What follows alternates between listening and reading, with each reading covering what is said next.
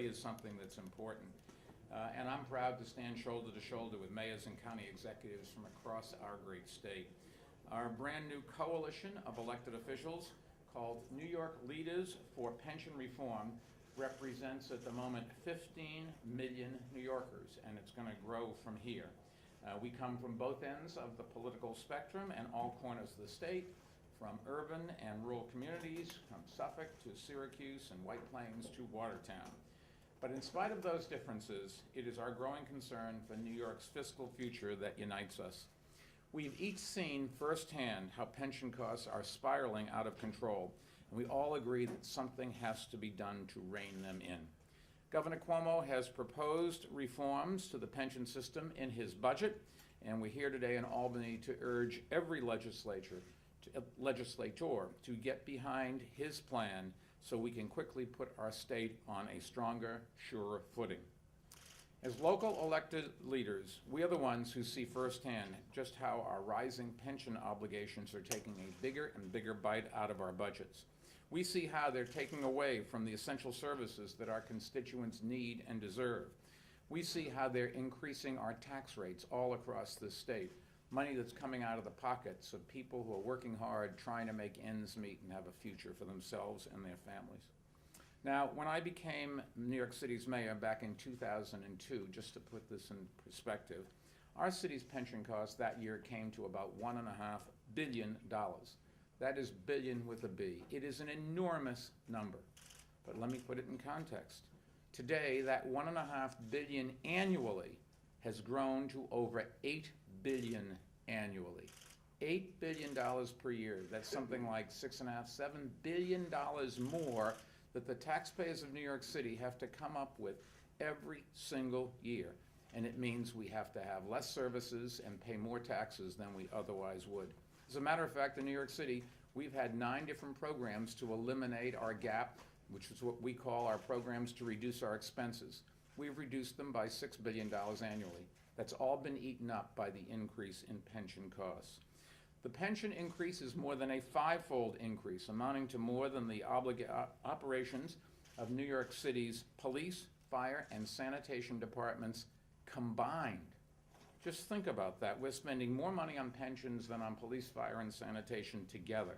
Pension costs now account for roughly 12% of New York City government's revenues, which means that 1 out of every 6 tax dollars New Yorkers pay to the city is going to someone's retirement.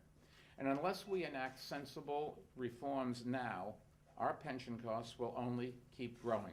And that means even more taxpayers' dollars are going towards pensions when they instead could be going towards our schools, when they instead could be going towards our parks and libraries, or to pay police and fire for police and fire protection, or create jobs. Eventually, we're just going to reach a point where we're forced to cut back on all of our services just to pay for pensions. Let me be clear about something else. This is not a problem that affects only the 5 boroughs of New York City. It's not a downstate issue or an upstate issue, and it's not a Republican issue or a Democratic issue. This is a New York issue.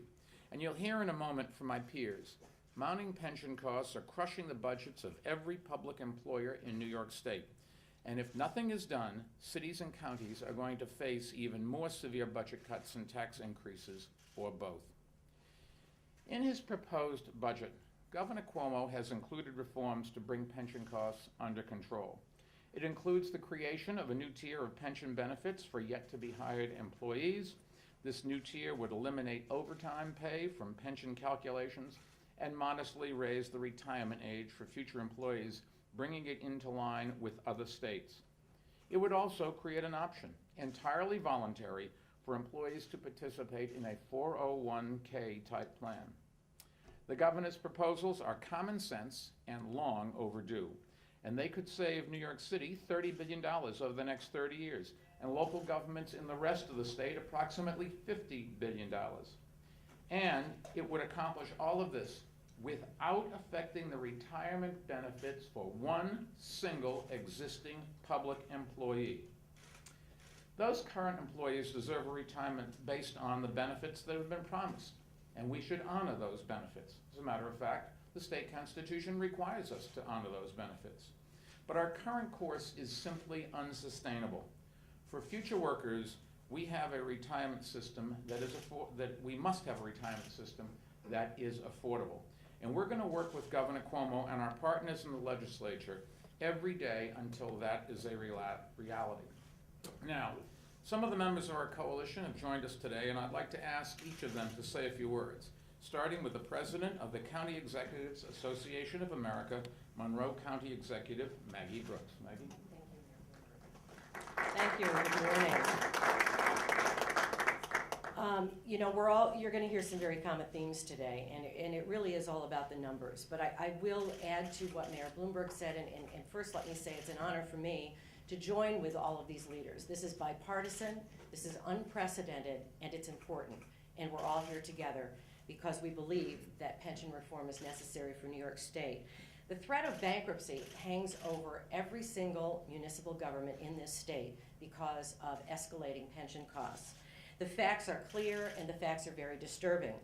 Annual county commitments to the pension fund each year are projected to grow by 2,400% if you take the period from the year 2000 to 2014. Think about that, 2,400% by the end of 2014.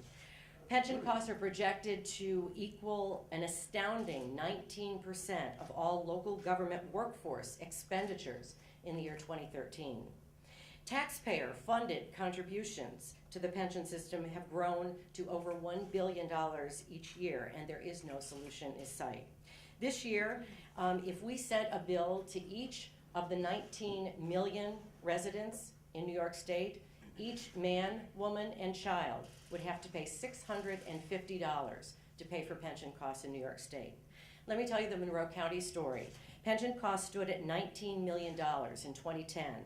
2011, $31 million. 2012, $40 million. 2013, our pension costs are going to escalate to $50 million.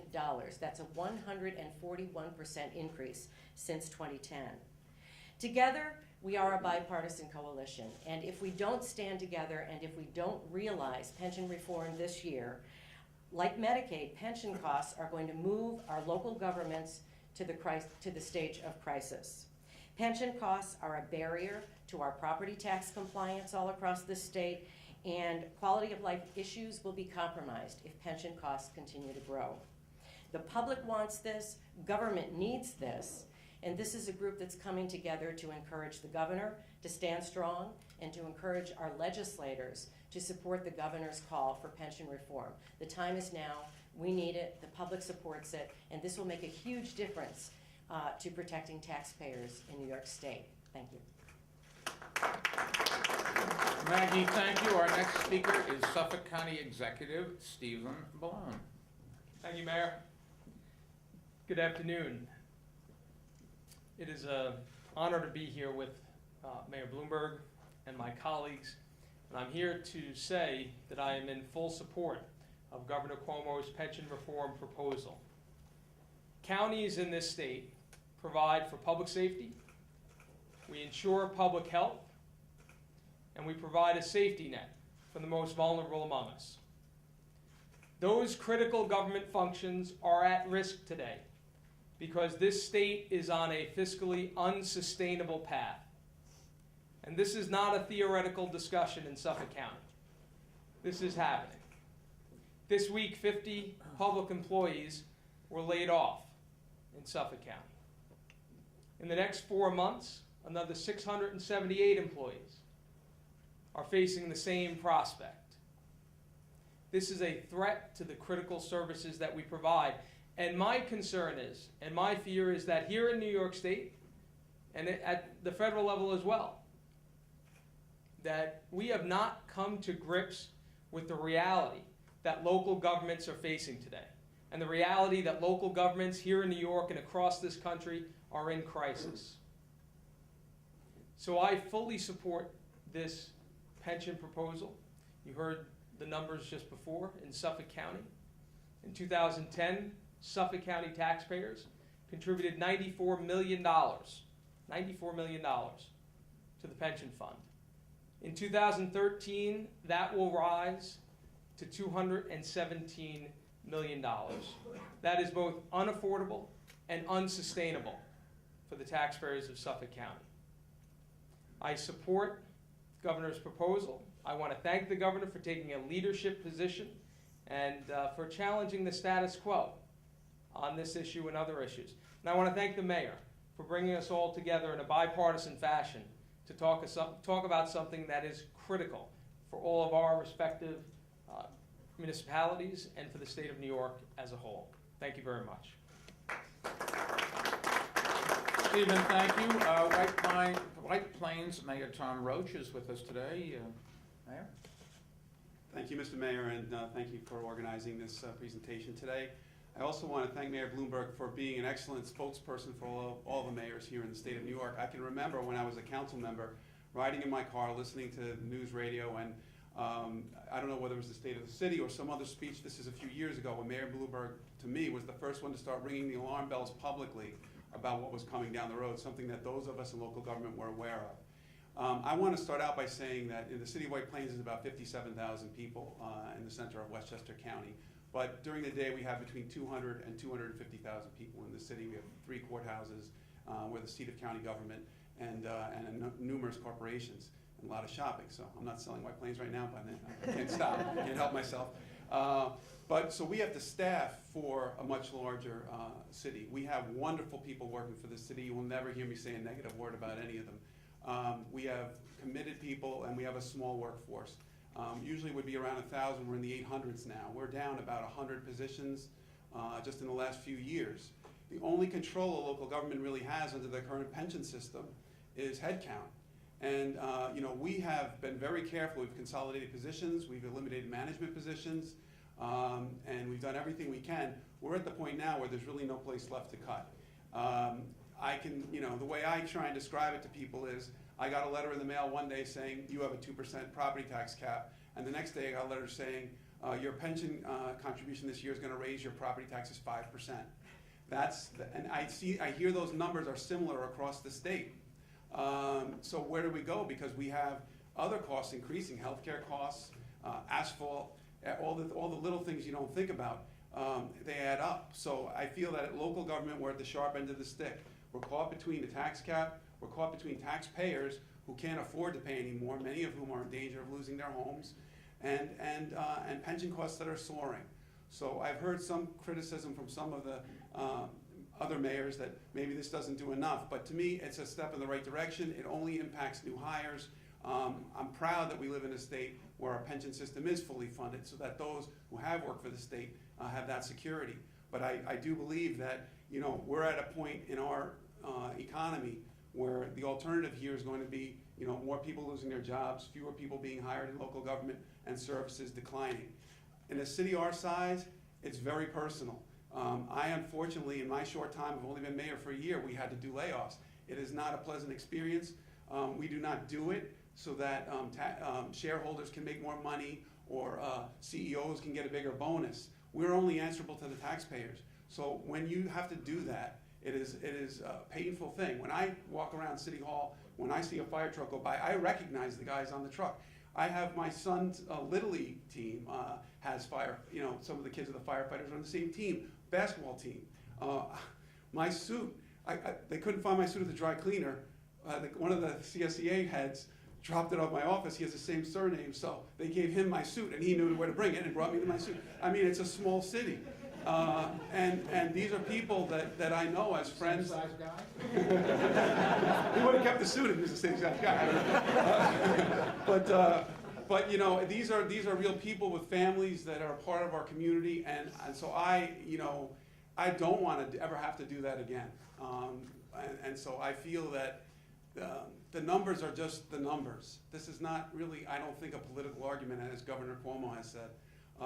And I don't want to get in the middle of any of the other parts of the debate, but I would say the controller, I think, is doing a wonderful job managing the pension system, and I have great faith in his ability to manage the system.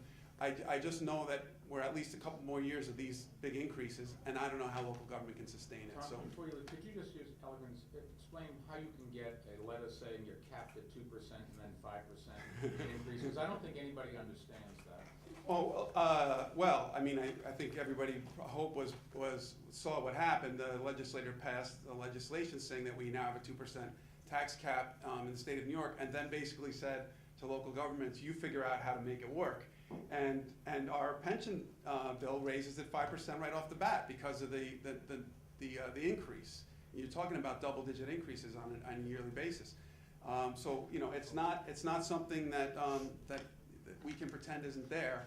The one thing that's been offered, we haven't heard a lot of mandate relief despite discussions about it, and I know the governor's working hard on that. I'm looking forward to seeing some of that. But you know, the pension smoothing provision basically says to local government, we'll let you borrow the money to pay this year's pension. This is, you know, the road to hell is paved in amortizing pensions, honestly. I think because all you're doing is taking a current operating cost and pushing it down the road, you know, down the line. Where am I going to be 2 years from now when I'm still paying for this year's pension increase if I got another pension increase? We have to deal with our costs in the current year is the way I feel about it. No one-shots, none of that stuff. Operating expenses should be paid out of current income, and you know, that's just where we are. And you know, I love being mayor. I think most of the mayors in this state love being mayors, but right now it's not a very easy job. Tom, thank you. Westchester County Executive, Robert Astorino. Going to be the PA guy at the Yankee Stadium soon. Very good. First of all, thank you very much to Mayor Bloomberg for his assistance in gathering us all from around the state to come here to Albany to plead our case, not for us, but for the people that we represent.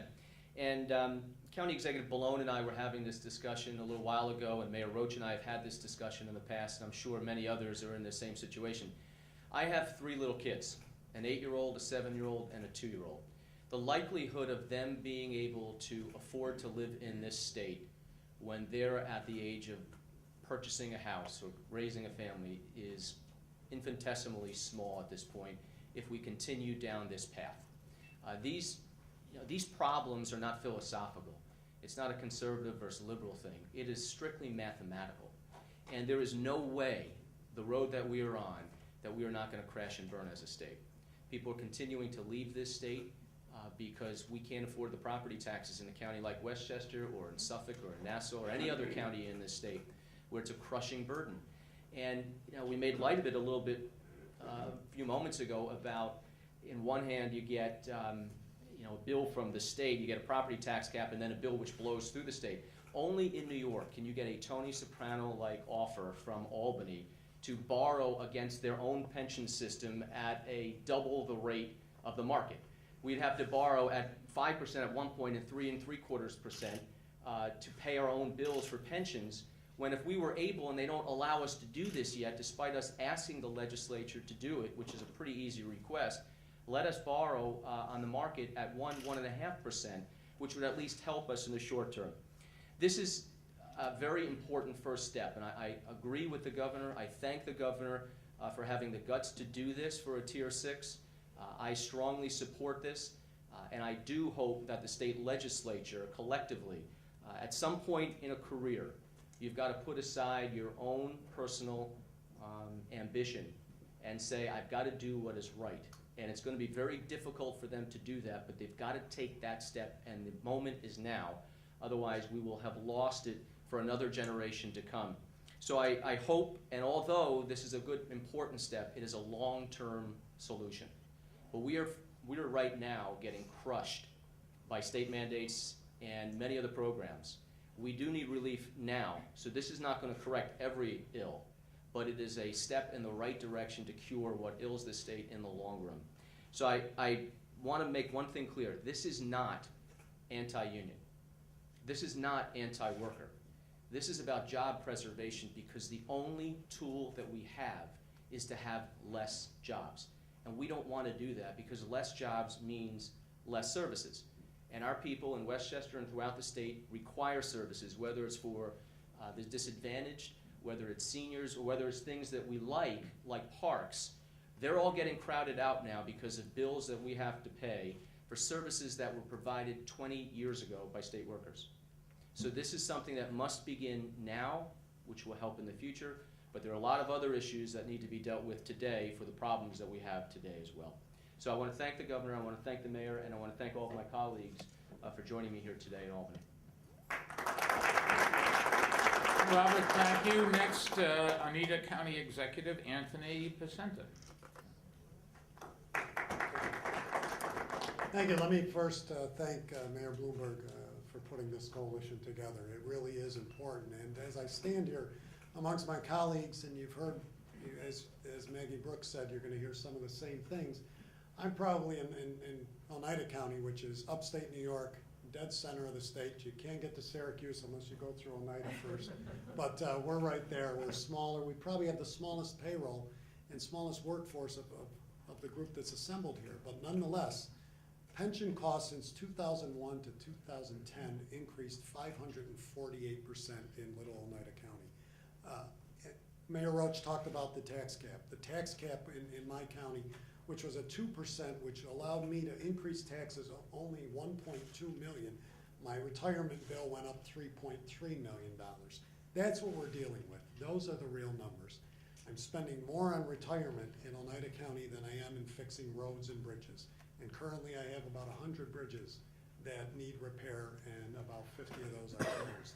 600 miles of county road, and that's what we're talking about. It's services that are needed, that are required to keep a county government running, to improve economic development, to attract jobs, to attract people. But it can't be done when a mandate such as this continues to handcuff us with these exorbitant costs. I applaud the governor for doing this as well. It's time, and time again, we're often told, and there's no one better to know that than this man about running government like a business. You can't always do that, but you can use business principles. This is a great one. This is the step to say, okay, enough. We have to look at a different way of doing this. I applaud the governor for doing this. I'm proud to be here with all of my colleagues in supporting this and encouraging the state legislature to take this action this year. Thank you. If it's any consolation, Oneida County's pension costs have gone up exactly the same percentage as New York City's. They just continue to go up. Onondaga County, Joni Mahoney. Thank you very much, Mayor. You have heard from a lot of county executives, and I would echo what they had to say, but I want to thank Mayor Bloomberg for putting us all together, because we have talked about the fact that the state legislature right now holds the power to make this decision to make things better for all of us. And they have to know that we are here and that we will be heard and that we are speaking on behalf of taxpayers in our region, and that group holds a lot of power. And I thank the mayor for bringing us all together. And I also want to thank Governor Cuomo for taking this initiative. As you heard, this isn't anti-labor. I think that labor leaders across this state are also raising families in this state. And if they look at the same numbers that we look at, I think they have a responsibility to be honest to the people that they are representing. It is not possible to continue going the way we are going. So the jobs will be gone, the families will be gone, the businesses will be gone if we don't do something about it in New York State. This is all of us together. It isn't one side against the other. Labor needs to come together with us to solve this problem. And the state legislature has, in the last couple of years, a good track record of doing the right thing. And this is the right thing for New York. It's not about us. It's not about the individuals that are standing here. It's about the taxpayers that we represent. And I think more importantly, it's about our kids. It's about our grandkids. We cannot stand here right now and pretend that everything will be okay if we pass the buck to our kids. So right now I'm imploring the state legislature to listen to us and to continue on the path that they've shown in the last couple of years, a willingness to finally correct some long-term problems in New York State. This is a great step in the right direction, and thank you again for putting us together.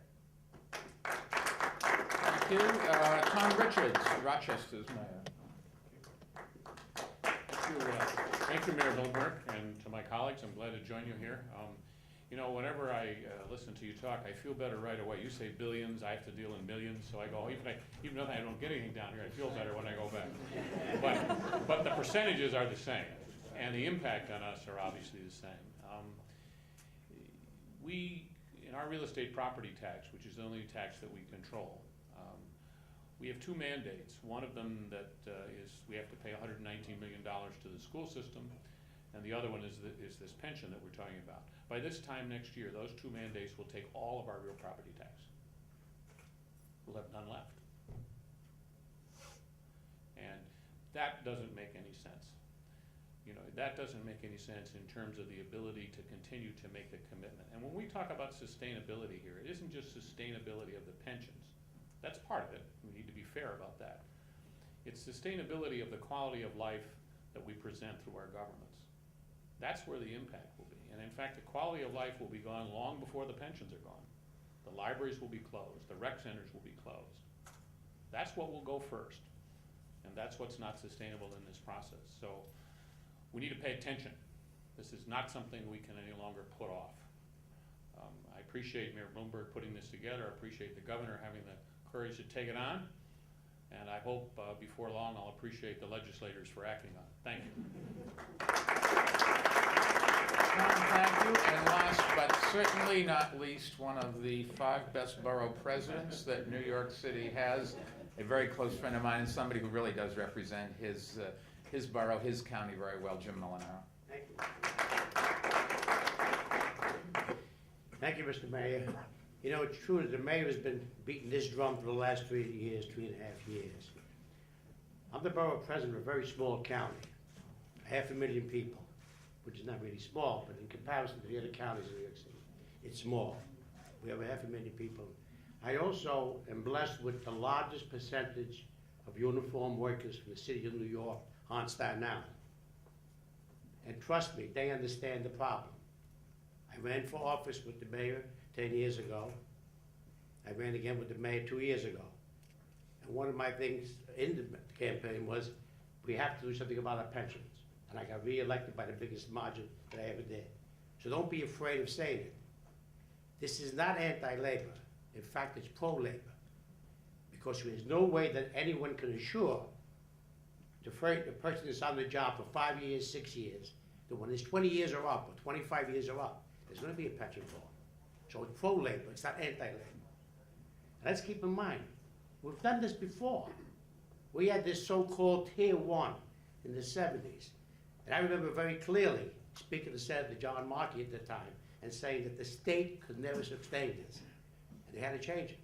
There was a pension system that gave you 93% of your last year's salary, and you never contributed $1 to it in the whole lifetime of your employment.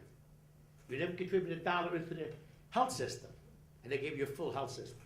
And just common sense would say you can't sustain this. Then they realized it. And we survived. And in my office, I have people that, well, the last Tier 1 just retired last year. But I had Tier 1, Tier 2, Tier 3, Tier 4 working in my office. So there's no necessity of you saying, well, the government, no one's going to work for the government. The people that were getting Tier 4, they were working alongside people with Tier 2. They weren't getting the same benefits when they retired, but they did. And plus the fact, no one forces you to go to work for the government. If you get a job making more money with better benefits, you go. So this is not anti-labor, this is for labor. And our legislators up here should realize that. They should realize it. But they should also realize the damage that it's doing right now. When both myself and the mayor were elected at the same time in 2001, every taxpayer in New York City was paying $635 of their tax money was going into the pension system. This July 1st, it was $3,700. So if you own a home in Staten Island and you were paying $1,500 tax, you were short $2,000. So that's why the taxes for the people that are retired in Staten Island, have these small little duplexes, have gone from $1,500 to $3,500. You can't blame the mayor. He needs the money to balance his budget. So this is what it's about. It's also a program of educating our legislators that you're not doing the people a favor. Because the people that you represent, the people that started to work for government, started to work for the city 2 years ago, 3 years ago, may not have no pension at all. You're protecting them by making this other tier. It's simple as all that. But you can't stay there and say, well, I'm going to negotiate for the unborn. It's like me saying that I bought a car in 1952 for $2,000, brand new. Now, my grandson should be able to have the same right to buy a car for $2,000 today. It just doesn't make sense. And it's so foolish to me, it's so ridiculous that we shouldn't be here. This is a no-brainer. There's absolutely a no-brainer what should be done and what has to be done. As the gentleman said behind me, these are the numbers. And we've had 4 or 5 town hall meetings on the subject. We have another big one planned for March 28th, and we'll get 400 or 500 people there.